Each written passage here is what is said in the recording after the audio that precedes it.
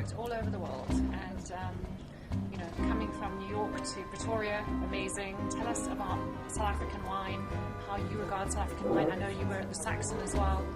You obviously have worked with a lot of international businessmen, a lot of international clients.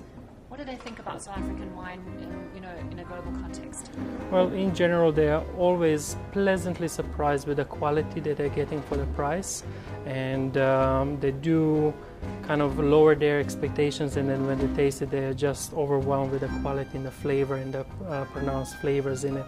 So they're always very, very happy about it. Fantastic. And you were the first to list the art of creation first in the Saxon, and now here at Ritrovo, which is so exciting. I mean, Ritrovo is just like an institution. Always just feel so welcome here. It's just such an amazing atmosphere. Tell me how the art of creation does here.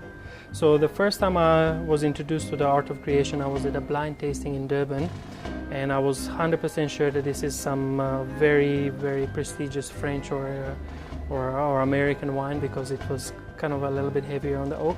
And when I found out it was local, I was really, really pleasantly surprised.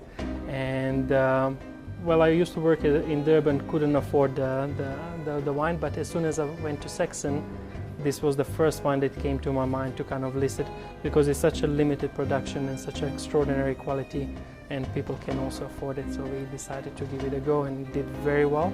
And then same for Ritrovo and for Priva as well, because it's a little more upmarket place. So and people are looking for something really special. And as soon as you mention the limited supplies and a small production, and that it's not available in any of the stores, they always want it. It's something that you can't have, that your body always wants. So it's in their nature.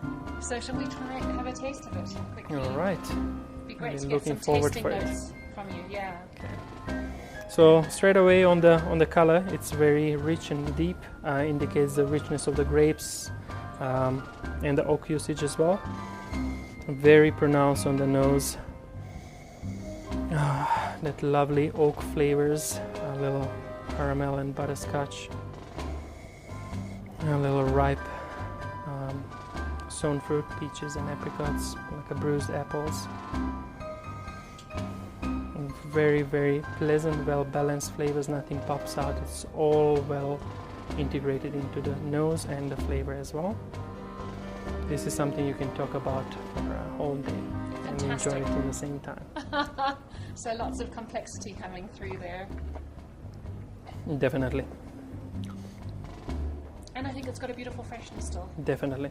Especially on the palate, that acidity comes as a aftertaste, which makes your palate watery and gives that nice freshness and a long finish. All the flavors that I mentioned on the nose are still there on the palate. It's just more of it. If I can say it.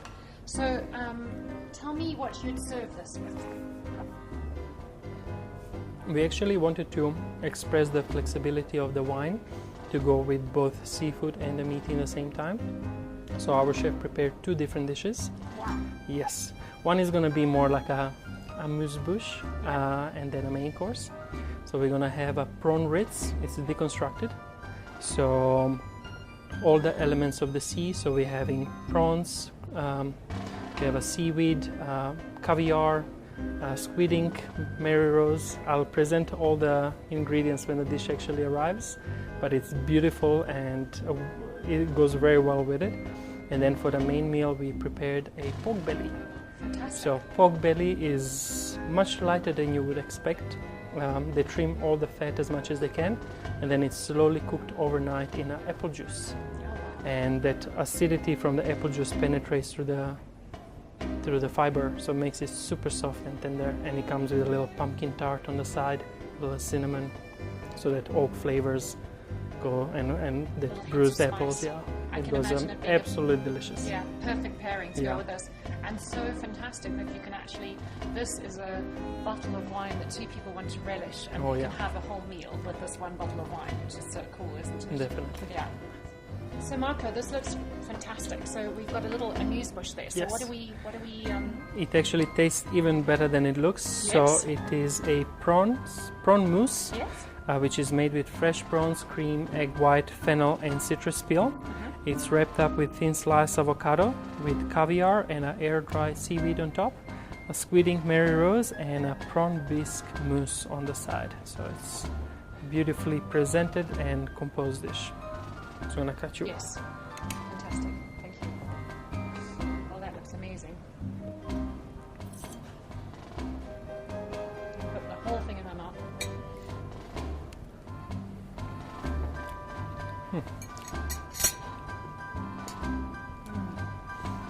Once again, nothing really stands out. All the elements play very well together.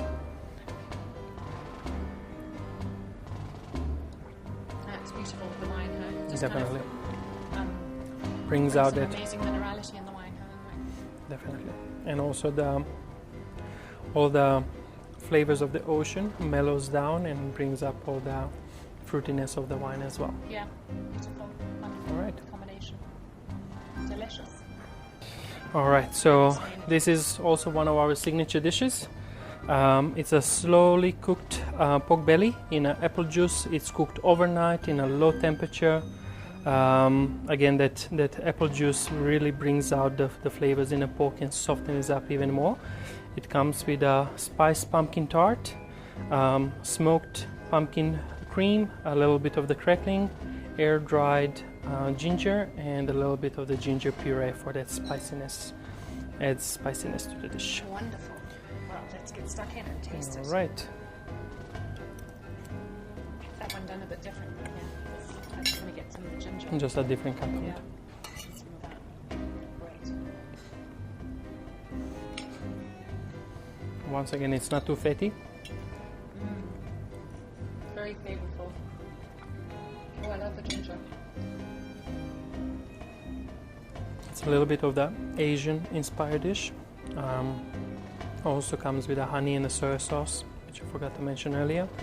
The ginger, the pork, the crackling, it's all beautifully in Perfect for it. Chardonnay, huh? Especially, I really enjoy pairing white wines with the pork. I think that acidity is very important to cut through the fatness. Even though this is not a very fatty dish, it always brings a little more freshness to the palate, softens the meat a little bit, and makes everything more delicious. Yeah, just the colours match the Chardonnay perfectly. It's a good combination, you know, and all And these the- lovely flavours as well with the pumpkin. Spiced pumpkin also. The flavors of the Chardonnay, especially the oaked one, you would always use a little bit of the spice and cinnamon. Cinnamon is also used for the cooking. And all those flavors, the first thing that would come to your mind as a pairing should be a nicely aged Chardonnay like this one here. The art of creation. Cheers. Okay, it's really gorgeous. Cheers. Well done to chef as well.